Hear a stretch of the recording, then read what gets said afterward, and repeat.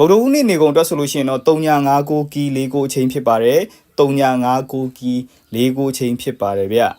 ကြာသပတေးနေ့နေကုန်အတွက်ဆိုလို့ရှိရင်တော့345ကီ38အချိန်ဖြစ်ပါတယ်345ကီ38အချိန်ဖြစ်ပါတယ်ဗျတောက်ကြနေ့နောက်ဆုံးနေ့အတွက်ဆိုလို့ရှိရင်တော့1ခွန်ကီ38အချိန်ဖြစ်ပါတယ်1ခွန်ကီ38အချိန်ဖြစ်ပါတယ်ဗျဒါတွေကတော့တပတ်စာအတွက်နေ့တိုင်းနေကုန်ကီတွေအချိန်တွေ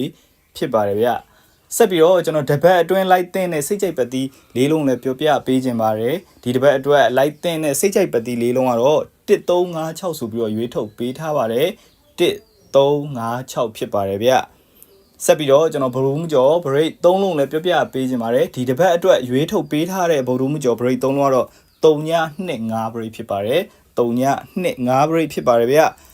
ဗုဒ္ဓဟူးမကျော်အခွေကိုလည်းဆက်ပြီးတော့ပြောပြပေးခြင်းပါတယ်ဒီတစ်ပတ်အတွက်ရွေးထုတ်ပေးထားတဲ့ဗုဒ္ဓဟူးမကျော်၅လုံးအခွေကတော့13409ဖြစ်ပါတယ်13409ဖြစ်ပါတယ်ဗျ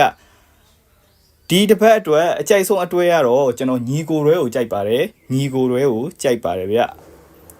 ဒီတပတ်အတွက်မထွက်မရှိပတ်တီးနဲ့ break ကတော့ကျွန်တော်ခွန်ပတ်တီးနဲ့ခွန် break ကိုရွေးထုတ်ပေးထားပါတယ်ခွန်ပတ်တီးနဲ့ခွန် break ကိုရွေးထုတ်ပေးထားပါတယ်ဗျ